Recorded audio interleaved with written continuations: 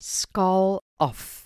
Psalm 115 verse 16 tot 18 sê: Die hemel is die Here se hemel, maar die aarde het hy vir mensekinders gegee.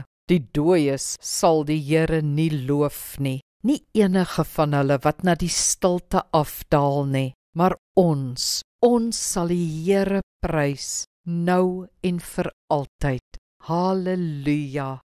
Hoe kan ons persoonlik met bewaring help? Wel, ons kan bewus wees van wat gebeur en die saak ondersteun. Ons kan bereid wees om aanpassings te maak. Ons moet eerstens net die geweldige verbruik afskaal, want die aarde se bronne is te beperk vir die biljoene mense wat motors en TV's wil koop en goed wil leef. Ons moet minder verbruik, maar ook slimmer verbruik.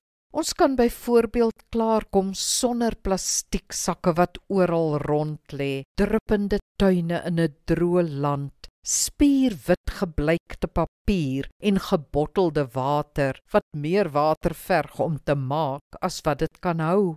Alle plastiek wat al ooit gemaak is, lê steeds iewers en sal nog eeue net daar lê, want plastiek kan nie biologies afbreek nie.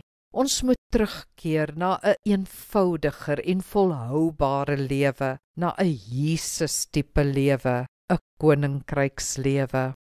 Kom ons bid saam. Hemelse Vader, help my om terug te keer na 'n eenvoudige leefstyl. Ek leef nie vir die wêreld nie en ek leef nie soos die wêreld nie. Ek leef 'n alternatiewe lewe, 'n koninkrykslewe, 'n lewe vir U. Lei my om verantwoordelik te verbruik terwyl ek hier leef.